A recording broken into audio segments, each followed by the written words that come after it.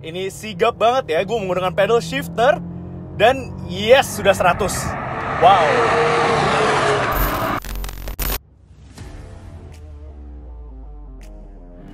Guten Morgen. Welcome back to our YouTube channel, CVT Cars Videos and Talk Shows. Baik lagi sama gue, Jason Andika Syarif. Dan yes, di hari ini di sebelah gue sudah ada sebuah Mercedes-Benz, the new CLA.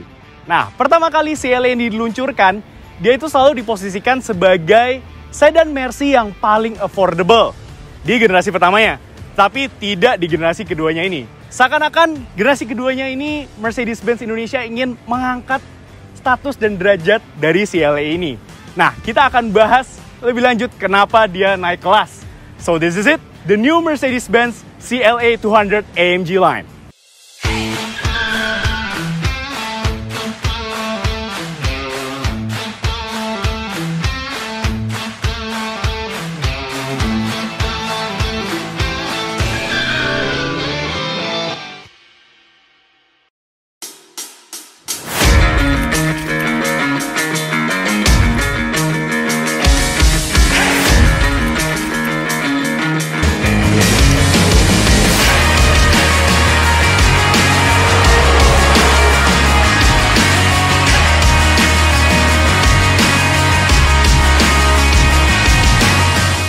Kenapa naik kelas?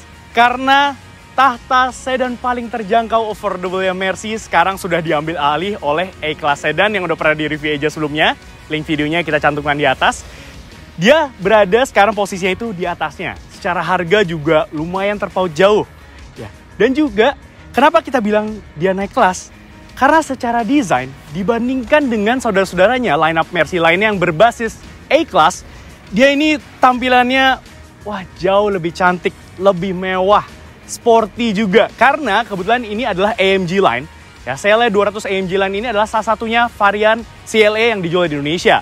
Sedangkan kalau di A-Class sedan kan dia progressive line. Jadi tampang sporty AMG line-nya ini sangat kental, terasa banget di depan sini. Apalagi dia menggunakan bahasa desain Predator face. Jadi ini sangat agresif, sporty dengan grillnya yang sangat besar. Dan pastinya lambang Mercy yang wow, stunning banget, benar-benar jadi head turner di sini. Kemudian juga nih keren banget desain diamond-diamondnya yang dilapisi dengan chrome-chrome seperti ini. Kemudian juga di sini lampunya, kalau dibandingkan dengan generasi pertamanya, dia sekarang menyipit. Memang ya, yang sipit-sipit itu emang cakep sih. Ya kayak gue gini lah. Canda ya. Apalagi dengan warna sun yellow ini yang sangat mentereng banget, stands out di jalan, yang menjadi head turner bagi setiap pengendara lain. Jadi dengan warna ini dia jadi mirip seperti saudaranya si AMG A35 yang udah pernah di-review sama Eja juga. Jadi ini kerasa sekali ya, cantik dan agresifnya. Lampunya dia sudah full LED, pastinya dia menggunakan LED high performance, teknologi terbaru dari Mercedes-Benz. Dia sudah dilengkapi dengan LED bar di sini ya. LED DRL di atas ini cantik sekali dan ada di sini juga. Ketika kita memberi sennya dia akan berada di sini juga di LED bar ini. Jadi pokoknya cakep banget deh. Dan kemudian juga dia sudah dilengkapi dengan sensor-sensor ya. Ada 6 totalnya di depan sini. So lengkap banget. Oke, so langsung kita lanjut ke bagian sampingnya. Sampingnya juga sama cantiknya dan sama sportinya dengan bagian depannya. Ya, dia sudah menggunakan velg yang desainnya khas AMG line. Ya, ukurannya itu profil bannya sendiri di 225/45 ring 18. Dan dia dibalut dengan ban Continental Eco Contact. Eco. Oke, ini berarti ini bisa dibilang ban Eco ya untuk efisiensi. Tapi nanti kita cobain gimana grip dari ban ini. Kemudian lanjut ke samping. Yes, ini adalah sebuah 4-door coupe. So, ciri khasnya kelihatan sekali ya. Ini kalau kita membuka pintu, dia pastinya dia memiliki frameless door. Ini cakep banget, ganteng banget ya. Dan akses pintunya ini dia sudah passive keyless entry, jadi tinggal hanya menaruh tangan di sini dan untuk menguncinya tinggal tekan tombol yang ada di keempat handle pintunya. Kemudian juga ciri khas dari si coupe-nya itu terlihat dari sloping roofline yang di belakang sini.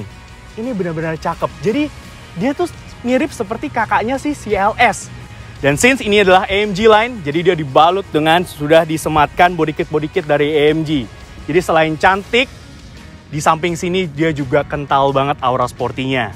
Begitu pula juga di belakang. Di belakang juga desainnya cantik banget. Desainnya lampu belakang itu totally different dibandingkan dengan generasi sebelumnya. Dia sudah full LED. Dan kalau bisa dibilang ya, desainnya itu mirip dengan kakaknya si CLS yang udah pernah di-review juga sama Eja sebelumnya. Eja sempat mention juga kalau desain CLS itu mirip-mirip, Q-nya tuh mirip-mirip dengan si CLA ini. Jadi ya bisa dibilang berdampak kurang baik ya terhadap CLS karena dia mirip-mirip dengan si CLA ini. Tapi sebaliknya, CLA ini jadi naik kelas gitu karena dia mirip dengan kakaknya si CLS. Jadi secara desain overall menurut kami CLA ini benar-benar naik kelas, cantik dan agresif. Menurut kalian gimana sih Vitis? Kalian suka nggak sama desain eksterior dari the new CLA ini? Leave komen di bawah ya. Oke, lanjut ke kabin baris kedua dari the new CLA ini. Tapi sebelum gue lanjut, pastikan kalian like video ini, subscribe ke YouTube channel kita CVT Indonesia dan nyalakan lonceng notifikasi. Main-main juga ke Instagram kita @cvt.indonesia. Sudah? Terima kasih. Oke, lanjut di sini. Satu hal yang masih dipertahankan dari CLA generasi sebelumnya yaitu sekarang penggunaan kursinya ya ini sama dengan generasi pertama, yaitu dia menggunakan kursi semi bucket seat. Ini lumayan besar ya yang dia fix, untuk headrestnya ini juga nyambung gitu ya, fix. Jadi untuk penumpang di belakang sini, ini agak terhalangi ya pandangan visibilitas ke depannya karena ini sangat besar sekali di sini. Berlanjut ke baris keduanya. Ini sama juga dia menggunakan headrest yang fix seperti ini. Jadi kental aura sport ini sangat kental di sini. Apalagi dia juga bahannya untuk kursinya sendiri dia dikombinasi antara Alcantara dan juga leather seperti ini yang nyaman ya, cukup nyaman duduk di sini.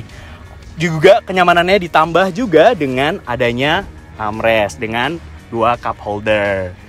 Kemudian juga bisa kalian sendiri di sini ya. Kacanya di samping sini ini karena dia mengusung desain coupe, jadi ya terbatas sekali untuk pandangan ke samping sini. Dan dia juga memiliki sloping roofline ala-ala coupe ya. Jadi cukup terbatas. Cukup terasa klaustrofobiknya di belakang sini ya, ini terbatas. Tapi ini terbantu dengan adanya optional panoramic sunroof yang ada di sini nih. Nah, ini kalian bisa menambah sekitar 40 juta rupiah. Menurut kami ini opsi yang optional yang cukup baik ya untuk ditambah karena mengingat tadi kabin CLA ini cukup terbatas dengan adanya panoramic sunroof ini yang sampai 3/4 ke belakang gini ya. Membuat kabin CLA ini jadi seakan-akan lebih spacious. Tapi minimal untuk legroomnya sendiri, ya ini posisi mengemudi gue, tinggi gue 177 cm, dikurangi 5 cm jadi 172. Ini gue masih mendapatkan legroom yang cukup lah ya, masih ada 5 jari di sini. Untuk footroomnya juga masih mumpuni. Headroomnya memang agak terbatas karena tadi sloping roofline-nya itu. Kemudian juga yang menjadi catatan dari kami, ya kalau tinggi kalian ya, misalnya setinggi gua gitu ya, 170 sentian, ini paha gua di sini kurang tersangga dengan baik. Jadi kalau untuk perjalanan jauh, jadi menyebabkan kaki kalian jadi capek. Itu aja sih overall, secara build quality juga bagus banget ya, ini ada stitching. Di door trimnya juga dibalut Alcantara leather. Ini nyaman banget ya, duduk di sini. So, itu aja dari baris keduanya. Langsung kita lanjut ke driver seat. Nah, lanjut ke driver seat. Sebelum gue tutup pintunya, gue mau kasih lihat lagi nih. Frameless door-nya yang sangat cantik ya. Wah, ini mewah banget. Ketika kita tutup, dia jendelanya akan otomatis naik lagi gitu. Nah, oke, sekarang gue ada di kabin depan dari the new CLA ini. Overall, ya secara desain dashboardnya, ini masih mirip dengan lineup Mercy-nya yang berbasis A-Class. Ya, jadi sini layout dashboardnya desainnya sama persis, tetap futuristik dan mewah gitu ya. Sporty-nya juga ada auranya di sini. Ya, dia juga sudah menggunakan sistem MBUX terbaru dari Mercedes-Benz dan dia memiliki 2 layar ya di sini ya untuk head unitnya sendiri, masing-masing 10,25 inci. Begitu pula juga untuk instrumen clusternya di sini. Dan untuk resolusi layarnya ini sangat detail banget, informasi ini tampilkan juga cukup lengkap ya. Di sini di bawah sini juga ada pengaturan AC, sudah dual zone auto climate control gitu. Dan untuk head unitnya kalian bisa atur melalui trackpad di sini. Ya, dia sama-sama untuk konektivitasnya, medianya dia sudah support Apple CarPlay dan Android Auto walaupun memang masih wired gitu. Nah, yang membedakan CLA dengan lineup Mercy berbasis A-Class lainnya, since dia adalah AMG line, sudah diberikan stitching merah di sini. Ya, ini di door trim, di dashboard, kemudian juga di sini ada brush aluminium gitu ya, jadi sporty, kental banget. Bahkan stitchingnya juga sampai ke kursinya, yang modelnya ini desainnya semi bucket seat. Ini adalah kursi yang sama persis digunakan di AMG A35. Jadi sporty banget ya, kental banget. Nah itu sih perbedaannya dibandingkan dengan lineup Mercy-nya. Dan juga yang membedakan dia dengan lineup Mercy berbasis A-Class lainnya, since dia adalah AMG line, yaitu ada di desain bentuk setirnya. Yang sekarang itu bener-bener khas AMG banget.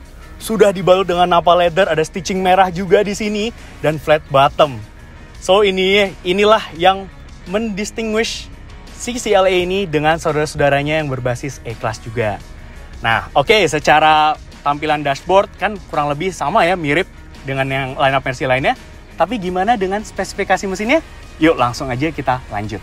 Ini dia engine bay-nya dan pastinya sudah dengan sistem pegas ya. Nice banget. Ini engine bay-nya dan ya sama seperti dengan saudara-saudaranya lineup Mercy lainnya yang berbasis A-Class. Dan dia adalah sebuah CLA 200. Jadi secara spesifikasi mesinnya sama persis. Dia menggunakan mesin kapasitas di 1332 cc, 4-cylinder turbocharged. Dan mesin ini bisa melontarkan tenaga sebesar 163 PS dan torsinya di 250 Nm. Tenaga itu dialirkan ke roda depan melalui sistem transmisi dual clutch atau kopling ganda 7 speed, 7 percepatan. Nah oke, dari spesifikasi mesinnya sih ya tidak ada perbedaan ya. Gimana rasa berkendaranya? Yuk langsung aja kita tes. Yes, sekarang gue lagi ngendarain the new Mercedes-Benz CLA 200 AMG line. First impression gue ketika ngendarain mobil ini feel-nya kurang lebih sama ya dengan lineup Mercy-nya yang berbasis A-Class. Ya, termasuk A-Class itu sendiri. Ya, kita udah pernah nge-review A-Class Sedan, kemudian juga GLA, GLB, bahkan AMG A35 yang udah pernah di-review Eja juga sebelumnya. Ini kurang lebih, ya, feel-nya ini kurang lebih sama ya. Gitu, jadi karena memang since mereka memiliki basis yang sama, platform yang sama, jadi feel-nya sama. Tetapi yang membedakan CLA dengan lineup Mercy lainnya, saudara-saudaranya, yaitu sekarang suspensinya ini dibuat agak lebih stiff. Ya ketika kita ngelewatin jalan speed bump gitu ya, speed trap, terus kemudian jalan bergelombang atau berlubang, agak cenderung stiff, keras.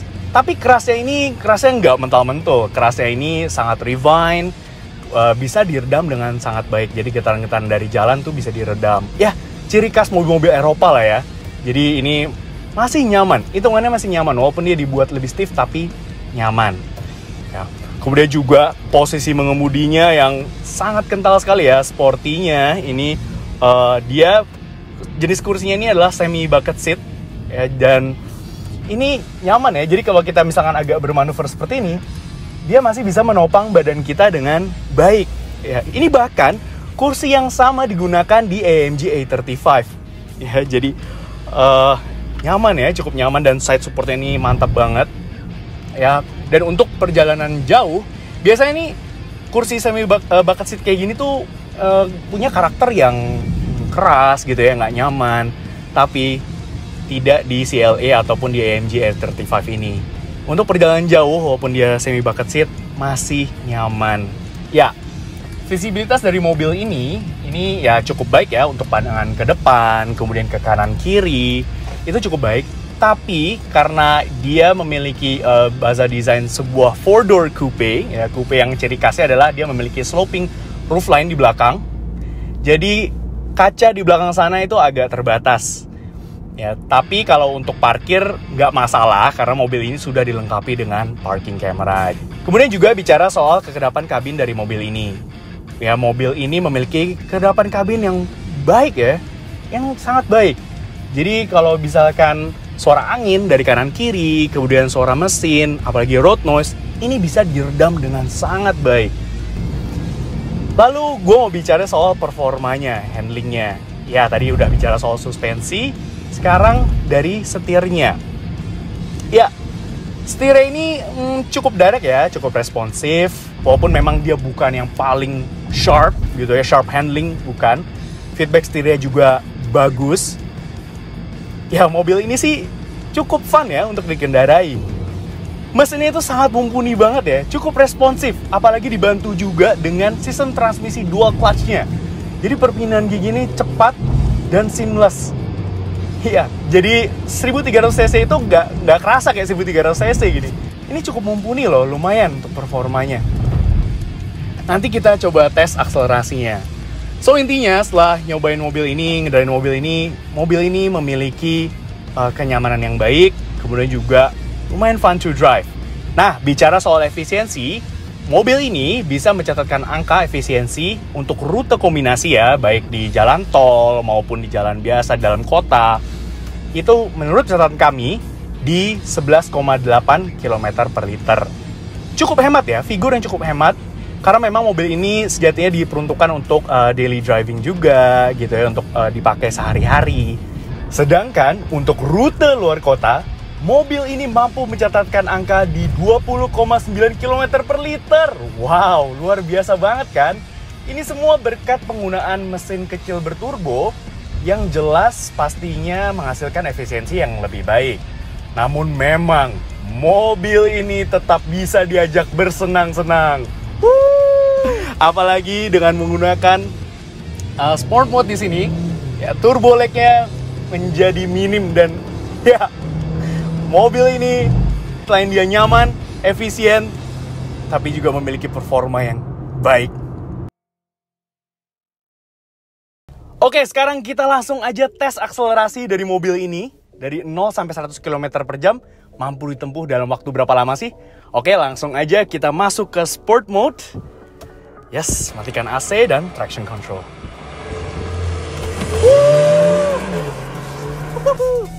Oke, ini sigap banget ya, gue menggunakan pedal shifter.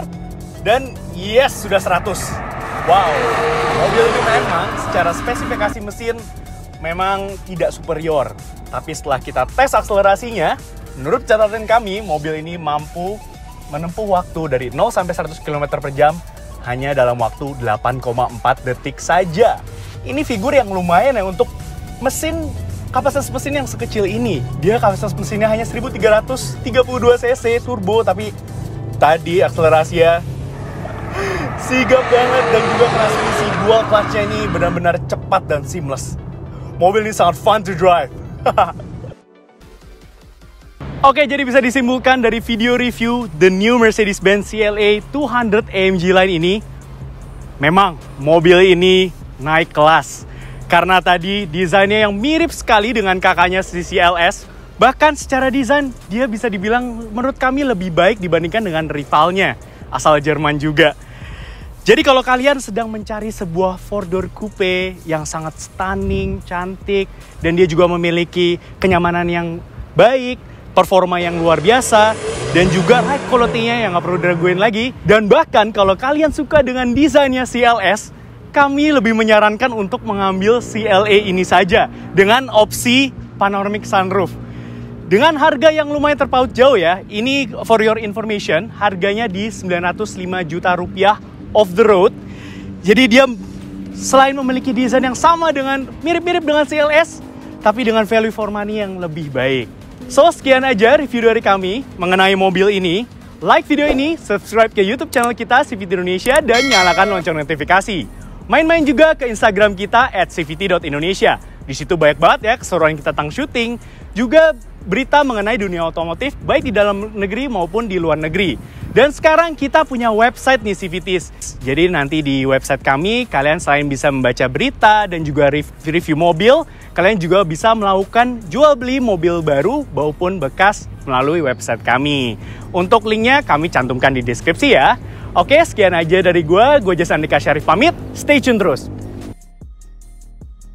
Terima kasih CVT sudah menonton.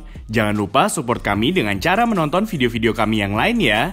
Dan jangan lupa juga subscribe dengan menekan logo kami. Stay tune terus.